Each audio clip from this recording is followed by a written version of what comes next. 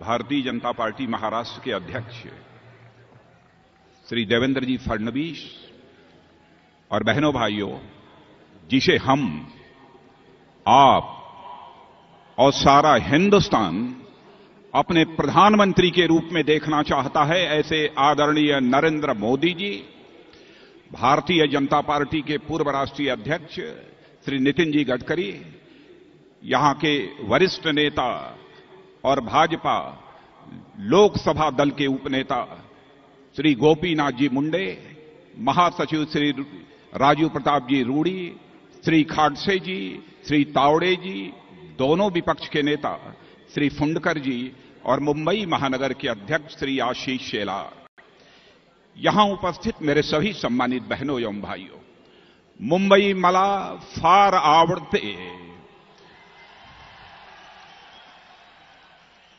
बहनों भाइयों, जो आज दृश्य मैं अपनी आंखों से यहां पर देख रहा हूं, मैं कह सकता हूं कि यह मुंबई एक जल के समुद्र के किनारे बसा हुआ शहर है। तो एक तरफ तो जल समुद्र है, दूसरी तरफ अपनी आंखों के सामने यह मैं जन समुद्र यहां पर मैं देख रहा हूं। आप लोगों के अंदर जो उमंग और उत्साह मुझे देखने को मिल रहा है, मैं कह सकता हूं कि आगामी लोकसभा के चुनाव में भारतीय जनता पार्टी को स्पष्ट बहुमत हासिल करने से दुनिया की कोई ताकत रोक नहीं सकती है। बहनों भाइयों, जहां तक महाराष्ट्र का सवाल है, कौन नहीं जानता ही सच्चाई को कि एक से एक महापुरुष, एक से एक हस्तियां, एक से एक संत और एक से एक महान नायकों को जन्म दिया है इस महाराष्ट्र की धरती में। कौन भूल सकता है उस छत्रपति महाराज शिवाजी को, जिस छत्रपति महाराज शिवाजी ने मुगलों का साम्राज्य, जो दुनिया का सबसे बड़ा साम्राज्य माना जाता था, उस मुगल साम्राज्य का अंत करने का काम यदि किसी ने किया तो इसी महाराष्ट्र की धरती पर खेलकूद कर बड़े हुए छत्रपति महाराज शिवाजी ने किया था।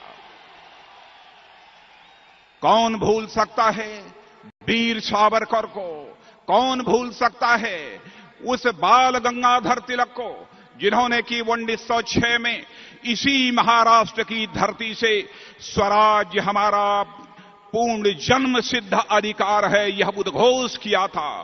और जिन अंग्रेजों के बारे में कहा जाता था कि अंग्रेजों के शासन में सूरजास्त नहीं होता, उन अंग्रेजों को इस हिंदुस्तान से बाहर जाना पड़ा और भारत माता के पैरों में पड़ी हुई दास्ता की बेड़ियां कट गई और 15 अगस्त 1947 को हम सभी आजाद हो गए। कौन भूल सकता है उस बाबा साहब भीमराव अंबेडकर को, जिस बाबा साहब भीमराव अंबेडकर ने भारत की आजादी दिलाने में कितना बड़ा योगदान किया है। सामाजिक समरसता के दृष्टि से उनका जो योगदान है, भारत के संविधान के निर्माण में जो उनका योगदान है, यह भारत कभी भूल नहीं सकता है। ऐसे बहुत सारी हस्तियां, इस विश्व की सबसे बड़ी सामाजिक और सांस्कृतिक संस्था राष्ट्रीय स्वयंसेवक संघ की स्थापना डॉक्टर केशव बलीराम हेडगेवार जी, परम पूज्य गुरु गोलवलकर जी, इसी महाराष्ट्र की धरती पर ही पैदा हुए, खेल कूद कर बड़े हुए। बहनों भाइयों, कौन उस संत तुकाराम को भूल सकता है, संत रामदास को भूल सकता है, संत एकनाथ को भूल सकता है। यह इसी धरती है। लेकिन जब आज इस कॉम्प्लेक्स में खड़े होकर मैं सार्वजनिक सभा को संबोधित कर रहा हूं, तो बहनों भाइयों, मुझे याद आती है एक यशस्वी महानायक बाला साहब ठाकरे की भी।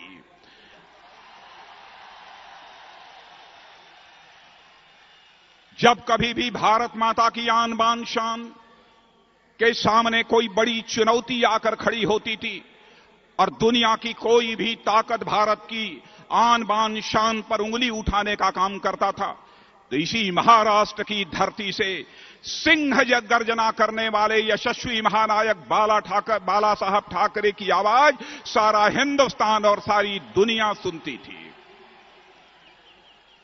उस यशस्वी महानायक बाला साहब ठाकरे जो 17 नवंबर 2012 को हम लोगों को छोड़कर इस दुनिया से चले गए, आज मैं कुछ कहने के पहले उस यशस्वी महानायक के प्रति शीश झुकाकर हृदय की गहराइयों से भावभीनी श्रद्धांजलि मैं अर्पित करता हूं। एक इतिहास है इस महाराष्ट्र का, मैं कह सकता हूं कि वह गौरवशाली इतिहास है।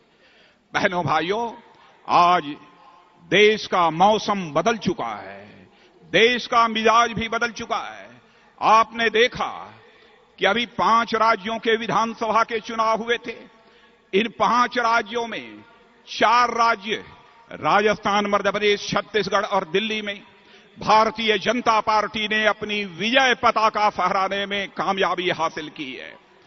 लेकिन आपने देखा मिजोरम की जनता ने कांग्रेस को मिजोरम में विजय दिलाई है। मैंने कहा कि मिजोरम की जनता ने यह अच्छा काम किया है कि कांग्रेस को कम से कम विजय तो दिला दी, क्योंकि जब दौड़ होती है तो जो जीत जाता है उसे पुरस्कार मिलता है, प्राइज मिलती है, लेकिन जो पिछड़ जाता है उसे कंसोलेशन प्राइज मिलती है, सांत्वना पुरस्कार मिलता है।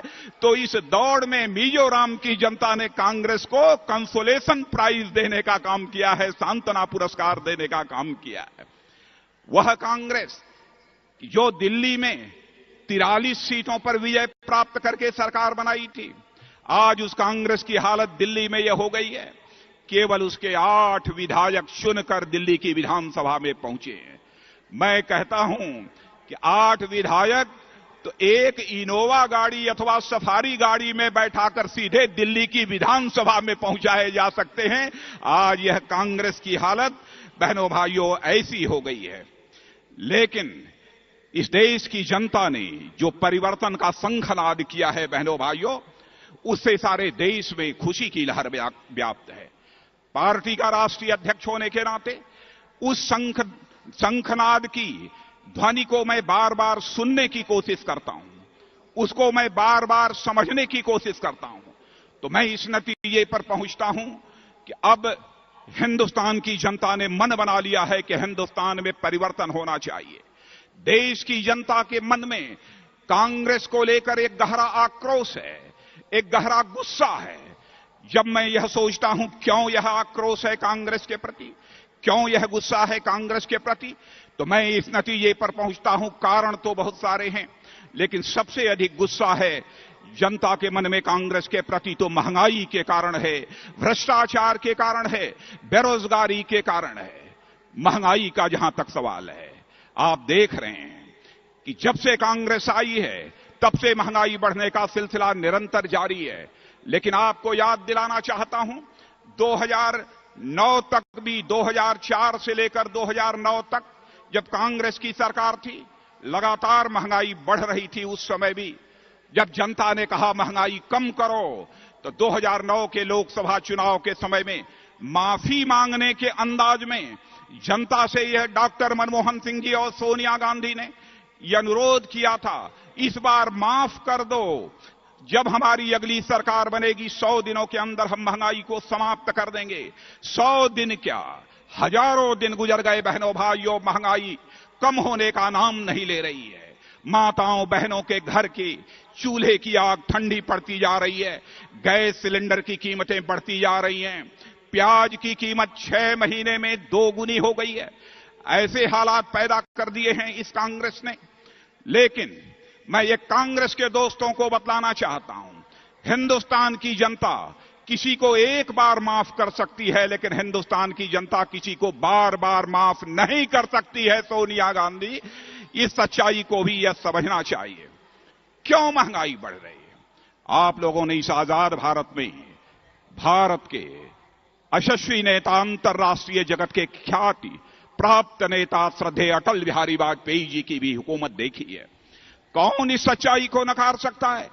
आजाद भारत के इतिहास में लगातार 6 वर्षों तक महंगाई को पूरी तरह से बांधे रखने में यदि किसी भारत माता के सपूत ने सफलता प्राप्त की, तो उस भारत माता के सपूत का नाम है अटल बिहारी वाजपेयी। 6 वर्षों तक लगातार महंगाई को बांधे रखने में कामयाबी हासिल की। पोखरण परीक्षण हुआ था, दुनिया के विरोध के बावजूद दुनिया ने भारत के ऊपर आर्थिक प्रतिबंध लगा दिया था, सारी आर्थिक मदद देनी भारत को बंद कर दी थी। कारगिल का युद्ध हुआ था, सरकारी खजाने की भारी भरकम धनराशि खर्च हुई थी, फिर भी अटल बिहारी वाजपेयी ने इस महंगाई को बहनों भाइयों बढ़ने नहीं दिया। लेकिन आज हमारे प्रधानमंत्री और कांग्रेस की अध्यक्षा सोनिया जी कहती हैं, महंगाई रोकने के लिए हमारे पास जादू की छड़ी नहीं है। मैं कहना चाहता हूं प्रधानमंत्री जी, सोनिया जी, आपसे, यदि आपके पास जादू की छड़ी नहीं है तो आप अटल बिहारी वाजपेयी जी के घर जाकर उनसे जादू की छड़ी मांग लीजिए और इस हिंदुस्तान की महंगाई को रोकिए। लेकिन अब वह जादू की छड़ी अटल बिहारी वाजपेयी जी ने अपने पास नहीं रखी है, बल्कि आगामी 2014 के लोकसभा चुनाव के बाद जिस महानायक के हाथों में इस देश की बागडोर आने जा रही है, उस नरेंद्र मोदी के हाथों जादू की छड़ी अटल बिहारी वाजपेयी ने दे दी है।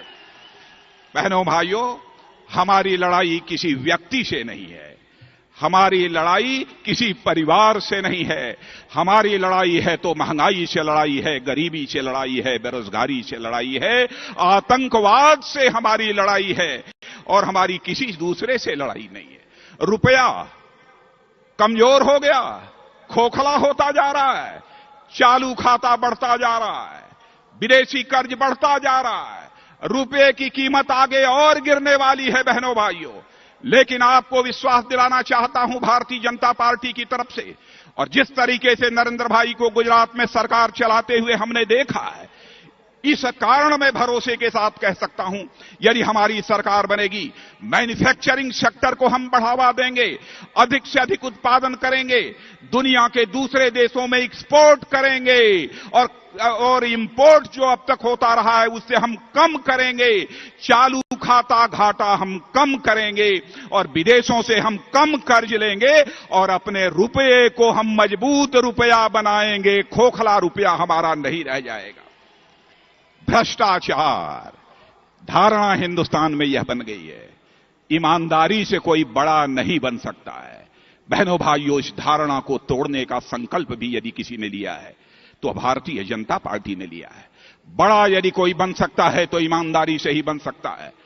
भ्रष्टाचार यदि होता रहे तो जो विकास होता है वह राक्षसी विकास होता है, दानवी विकास होता है, और सचमुच मानवीय विकास यदि हो सकता है तो वह केवल और केवल ईमानदारी के साथ हो सकता है, और कोई दूसरा चारा नहीं है। महाराष्ट्र की सरकार, आपने कितने घोटाले इस सरकार ने किए हैं। आदर्श सोसाइटी के फ्लैट्स का घोटाला, कैंपा कोला हाउसिंग सोसाइटी का घोटाला, सिंचाई में घोटाला। लगता है महाराष्ट्र की सरकार या घोटालों की सरकार हो गई है। आदर्श सोसाइटी के जो फ्लैट्स बने थे, बहनों भाइयों, कारगिल के हमारे शहीद जवानों की विधवाओं को देने के लिए बने थे, उसमें भी घोटाला करने में कांग्रेस के दोस्तों को रंचमात्र संकोच नहीं हुआ। जांच आयोग बना था, जांच आयोग ने अपनी रिपोर्ट दे दी, लेकिन सदन के पटल पर रखने के पहले ही उस रिपोर्ट को इन्होंने खारिज कर दिया, और यह कहा कि यह फैसला जो हमने किया है वह जनहित में फैसला लिया है। भ्रष्टाचार और जनहित का क्या रिश्ता है बहनों भाइयों। जनहित और राष्ट्रहित के साथ भ्रष्टाचार का रिश्ता कभी नहीं हो सकता है, यह मैं कांग्रेस के दोस्तों को बतलाना चाहता हूं। केवल अपने काले कारनामों पर पर्दा डालने के लिए ही उन्होंने इस प्रकार की नापाक हरकतें की हैं। यदि भाजपा की सरकार बनती है, जो भ्रष्टाचार इस महाराष्ट्र में हुए हैं उसकी कलई हमारी भारतीय जनता पार्टी की सरकार खोलेगी, यह आपको मैं विश्वास दिलाना चाहता हूं।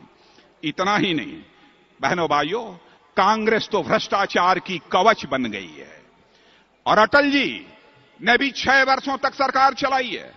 कोई मां का लाल उंगली उठाकर नहीं कह सकता है कि अटल बिहारी वाजपेयी के शासनकाल में चाहे कोई मंत्री रहा हो अथवा कोई प्रधानमंत्री रहा हो, उसके ऊपर एक भी भ्रष्टाचार के कोई आरोप लगे हों। कांग्रेस के दोस्तों ने ताबूतों की खरीद का एक आरोप, बेबुनियाद निराधार आरोप चस्पा कर दिया, लेकिन इस देश की अदालत ने उस आरोप को पूरी तरह से खारिज कर दिया है। कैसे सरकार चलाई जाती है, चलाकर इसे हिंदुस्तान में भारतीय जनता पार्टी ने दिखाया है बहनों भाइयों। गरीबी का जहां तक सवाल है, गरीबी निरंतर बढ़ती जा रही है हिंदुस्तान में, और हालत यह हो गई है गरीबों और गरीबी का क्रूर मजाक यह कांग्रेस के लोग उड़ाते हैं। हमारे नरेंद्र भाई के संबंध में कहते हैं, चाय बेचने वाला क्या भारत का प्रधानमंत्री बन सकता है? क्या हिंदुस्तान के गरीबों के साथ यह क्रूर मजाक नहीं है? मैं बतलाना चाहता हूं कांग्रेस के दोस्तों को, यदि बराक ओबामा अपने जीवन के प्रारंभिक काल में आइसक्रीम बेचने वाले यदि अमेरिका के राष्ट्रपति बन सकते हैं, एपीजे अब्दुल कलाम अपने जीवन के प्रारंभिक काल में अखबार बेचने वाले यदि भारत के राष्ट्रपति बन सकते हैं, इब्राहिम लिंकन जो पहले लकड़ी काटने का काम करते थे वह लकड़हारा, ऐसे इब्राहिम लिंकन यदि भविष्य में भाग्य विधाता एक देश के बन सकते हैं, तो हमारे नरेंद्र भाई भारत के प्रधानमंत्री सोनिया जी क्यों नहीं बन सकते हैं? यह बात भी हमारी समझ के परे है। बहनों भाइयों, आरोप तो हम लोगों के ऊपर बहुत लगते हैं। कहा जाता है भारतीय जनता पार्टी यह जहरीली पार्टी है, कहते हैं भारतीय जनता पार्टी चोर है। कांग्रेस के लोग हम लोगों को चोर कहते हैं, भारतीय जनता पार्टी को जहरीली पार्टी कहते हैं, मौत का सौदागर कहते हैं। लेकिन कांग्रेस के दोस्तों, आपके इन आरोपों से हमें गुस्सा नहीं आता है। हमें गुस्सा आता है तो जब मैं देखता हूं कि हमारी भारत की सीमाएं सिकुड़ रही हैं, पड़ोसी देश पाकिस्तान का सेना का जवान आकर भारत की सीमा में घुसकर हमारे सेना के जवानों की हत्या कर देता है, हत्या करने के बाद उसके 100 को कुचल डालता है। एक हमारे नौजवान की हत्या करने के बाद उसका सिर धड़ से अलग करके चला जाता है। जब हमारा पड़ोसी देश चीन हमारे अरुणाचल प्रदेश और कश्मीर के ऊपर अपना दावा करता है, तब हमें गुस्सा आता है। जब यहां पर 26 नवंबर 2008 को मुंबई में जो आतंकवादी वारदात हुई थी, उसके पीछे साजिश रखने वाला आरोपी हेडली को जब अमेरिका वापस नहीं करता है, उसका प्रत्यार्पण नहीं करता है, तब हम भारतीय जनता पार्टी के लोगों को गुस्सा आता है। और मैं कहना चाहता हूं कांग्रेस के दोस्तों, हमारे देश की सेना के जवानों को कमजोर मत समझो। जब जब भी पाकिस्तान के साथ लड़ाई हुई है, हमारे भारत की सेना के जवानों ने अपने शौर्य और पराक्रम का परिचय देते हुए भारत की विजय पताका फहराने में कामयाबी हासिल की है। यदि देखना है एक बार हमारे सेना के जवानों को खुला हाथ छोड़ दो। दुनिया के किसी देश की हिम्मत नहीं है कि भारत की ओर आंख उठाकर देखने की वह जुर्रत कर सके। क्या तमाशा बना रखा है ये? छोटी छोटी बातों का श्रेय ये लेना चाहते हैं। भ्रष्टाचार में जो आकंठ डूबा हुआ हो, वह कहता है, वह दावा करता है कि हमने लोकपाल का बिल पारित करा दिया है। याद दिलाना चाहता हूं, संसद में लोकपाल का बिल इसके पहले भी पेश हुआ था। अटल बिहारी वाजपेयी जी भारत के प्रधानमंत्री रहते हुए भी उन्होंने यह बिल पेश किया था। जब संसद में पारित कुछ लोगों के विरोध के कारण नहीं हो पा रहा था, तो उन्होंने कहा कि लोकपाल का बिल लंबे समय से यह धूल चाट रहा है, कब तक यह खाक शानता रहेगा यह लोकपाल का बिल। यदि भारत के प्रधानमंत्री के ऊपर कोई आरोप लगता है तो इस देश की जनता किस अदालत में जाएगी, कहां जाएगी? इसलिए अटल बिहारी वाजपेयी ने लोकपाल बिल को पारित करने की संसद से अपील की थी। बहनों भाइयों, मैं श्रेय यदि किसी को देना चाहता हूं तो सचमुच श्रेय देना चाहता हूं इसी महाराष्ट्र की माता की कोख से पैदा हुए, महाराष्ट्र की मिट्टी में खेल कूद कर बड़े हुए अन्ना हजारे को मैं इसका श्रेय देना चाहता हूं, जिसके कारण यह लोकपाल बिल पारित हुआ है। आज कांग्रेस के लोग, जिसने अन्ना हजारे को उठाकर जेल के शिक्षों के पीछे बंद कर दिया था, आज वह लोकपाल बिल का श्रेय उठाने की यह जरूरत करते हैं। क्या किस प्रकार का तमाशा इन लोगों ने हिंदुस्तान में कर दिया है। बहनों भाई, आज मैं यही अपील करने आया हूं। यहां पर हमारे 90% मतदान केंद्र पोलिंग बूथ से हमारे कार्यकर्ता यहां पर आए हुए हैं।